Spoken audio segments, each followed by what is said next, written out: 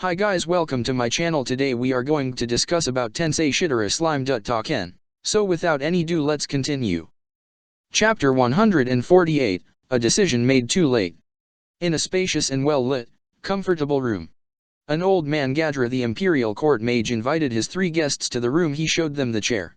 Whilst feeling obliged, the three sat on the chair as suggested by the strict mage. Gadra watched the three, and chuckled. Although he have become a full-fledged soldier, his disciple's nervousness towards him was still amusing. He knew that his disciple Shinji and his friends will come visiting him from a prior contact. And, the investigation on the equipments that entrusted to him has also ended. However, he's still pondering whether he should inform them honestly or not. The equipment's astounding performance was something that he should be astonished. Anyway, first of all he decided to return the bardic and the bracelet which in his hand to Shinji and held it out. Shinji received the equipments which Gadra held out, and hand over the bardic to his friend with large build mark. Then, he tucked away the bracelet into his pocket. At the same time, after it's over. So, Shisho, this bracelet, do you have any ideas what this bracelet is? Out of curiosity, he asked the main question. The effect of its automatic revival after the wearer died is only possible in a specific place. You wouldn't found a magic item like this that possess such ability, no matter how many records were checked. However, it's not like there's nothing that comes to mind. Impatient as usual, I see. Well, I can't criticize others either. I will say the conclusion, it can't be appraised with magic. I let the technology department to examine the other two. But, I'm afraid that the mystery of this bracelet will not be solved. Even so, it's not like there's nothing that comes to mind. So, the question is, you lot, where was this bracelet obtained from? What is the place called? And so, in order to ascertain that, Gadra asked a question in return. Gadra didn't hear about the origins of this bracelet. He only received a request saying to examine the effects of the bracelet. 3 bracelets were handed to him and he was asked to check what kind of ability it has. He only heard a bit detail of it at the time. The effect of automatic revival is possible only in a specific limited location or some unthinkable thing like that. When Shinji handed the bracelet, he said that he wanted Gadra to examine it without having any strange prejudice, but Gadra didn't heard the story in detail. The result, it's impossible to be analyzed by magic.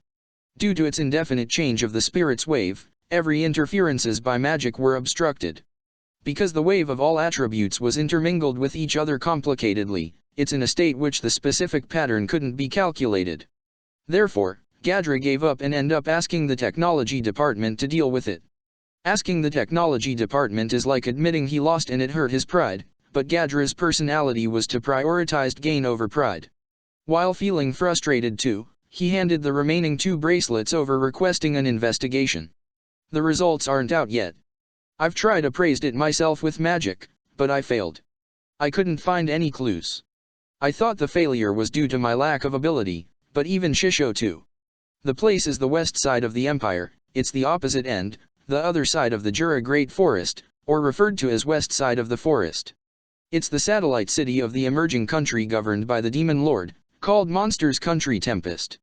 In that city, or at the underground dungeon, the bracelet is an item that can be purchased upon entry into the multi-layered underground structure. Then, as they sold it to us, they've also given us explanation about the labyrinth. We were skeptical at first, but we personally experienced it with our body. Without a doubt, it has effect to revive even if we died. Haha, labyrinth, is it? Then, can this bracelet be used multiple times? No, once you die it will become light particles and disappears. Well, in this case, you will be outside the labyrinth, and you need to enter again. When you paid the fee, it seems you have to buy it again. So this dungeon collects admission fees? Or rather, anyone can enter. Yeah, that's right. Apparently, the Demon Lord Rimura seems to run it as a tourist attraction. What, Demon Lord, huh? Gadra was rendered speechless by Shinji's explanation. If you think about it, this is too terrible a conversation. A Demon Lord is referred as an enemy of humanity. The Demon Lord is an absolute existence, and it's wise to go on basis of mutual non-aggression. The reason why the Demon Lord rule over an affluent territory is to nullify a Demon Lord's reason and ambition for the territories of other countries. Due to this, Gadra is on the opposition position regarding the Empire's ambition to expand towards the west side. 1 year ago, the Pharma's kingdom perished for incurring the demon lord's wrath. While the people weren't directly harmed, but the king suffered a gruesome end, and the country perished too. With this incident as the cue, there seemed to be some kind of movements among the demon lords. As for the newly created 8-star demon lords, octogram notification was sent to humanity. There are 4 demon lords whom name is known widely. Guy, Miriam, Leon, and the one in the topic Rimuru. Gadra didn't know what the Western nation thought about this, but he believed that it was dangerous move to anger Rimuru as he's a demon lord. His name was known because he takes too many intensive actions. And the important thing is, even though Clayman, who was one of the former 10 great demon lords, is gone, the newcomer Rimuru has left quite the impression. As indicated by that, the West Side has an existence that more frightening than Clayman, so is the point. Besides, it's to the point where there's no survivor amongst the 10,000 people that partook in Pharma's military campaign. In the case of an ordinary war, when the casualties were over 30%, it would mean this campaign is a failure. At that point, they would need to surrender. They thought that their life will not be taken if they surrendered because of the rumored personality of the demon lord, but the result was a massacre. They were annihilated without chance to surrender? Or was it because of the subordinates' reckless action? But, the most frightening thing above all might be his ability of impregnable defense that enclosed them and gave them no chance to escape. The army well over 10,000, if there's no one survived, it's not an event that common sense can be applied to. It might be possible if a large-scale spell was invoked, enclosing the whole army, with a speed that didn't allow them to escape, if it's nuclear strike magic. When using that large-scale magic, it would be a miracle if the opponent haven't deployed any defense barriers while the magic power for casting such great magic was being gathered. If such element cleared all the requirement, it might not be impossible for Gadra either. Though, this is all very unlikely. Above all, the effects on the natural environment due to terraforming via nuclear strike magic has not been confirmed. He wouldn't kill the runaway enemies by some kind of unknown attack nor command a large number of subordinates to lock down the enemy and annihilated them. It's frightening, that's how he honestly feel. To especially wage war against such opponent. Truth to be told, the higher-ups of the military wouldn't be able to avoid incompetent criticism. I should probably remonstrate to the emperor about this, huh. With such a thought, he let out a depressed sigh. After a change of mood, he decided to answer his disciple, Shinji's question. Well, it's about the demon lords. Do you guys know how many demon lords there are? Yes, is it 8 people, right? Isn't it 10 people? No, shouldn't it be 11 people now? Mark. They made some changes last year. Gadra sighed, and began his explanation. Those idiots civilian employees' bad habit, they can't even do an intelligence gathering, I can see them be the first to die. There are 8 demon lords. They refer to themselves as the 8-star demon lords. It may mean that they have ability that compared to a star. In fact, it's said that the newbie, Rimuru alone has the strength to match an army. The higher-ups of the military seem to think this remark about Rimuru is just boasting, but I personally think it's the truth.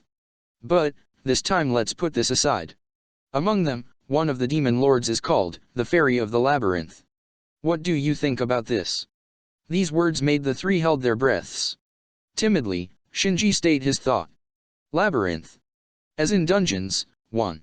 So he said. Nodding gravely, Gadra took out a copy of a book, and showed it to the trio.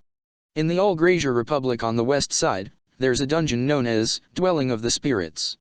It's said that the labyrinth expands in underground or in the air in this world, but the truth is different. In a sense this is correct, yet also wrong. According to the books, the Dwelling of the Spirits not only houses spirits, but it's also the resident of their queen whose body changed from a spirit into a fairy. This queen is one of the demon lords, the one known as the Fairy of the Labyrinth. Gadra's words weighed heavily on the trio. In addition, the entrance to the labyrinth seems to be only located in the Olg National Park, but has now vanished. Not long after that, the demon lord Rimuru has identified himself. Then, an underground labyrinth, dungeon, was opened to the public after a few months later. So he continued. By now, he's convinced there's no mistake. As for Shinji and his friends, they can't utter a denial. Shisho, did you realize that? He barely had a reply. Gadra laughed maliciously. Naturally. You idiot, Collecting information is the fundamental of everything you know. For war, and also economy. If a person aspire to pursue magic, it's all the more. Diligence is not enough. And also, one more thing. You lot were defeated by such opponent, it's as expected. Shisho, why it's like that? I've asked you Akidano. About where and what you lot doing. At that point when the answer come, it's good as not to decide anything. Haha, I'm very sorry. Shinji was ashamed, his face dyed red. As a magician, his master had told him many times how inadequate was his information collecting. He felt ashamed that he wasn't able to realize it till someone pointed it out. But, it's certainly a bit harsh to compare the crafty Gadra who already lived for many years in this world with Shinji who's lacking in sense of tension due to being raised in Japan. Anyways, Shinji and Ko using this opportunity for some serious reflection as well, the information about the 60th floor guardian was obtained. There's a story of a noble-minded priest accompanied by a great holy knight from a long time ago too.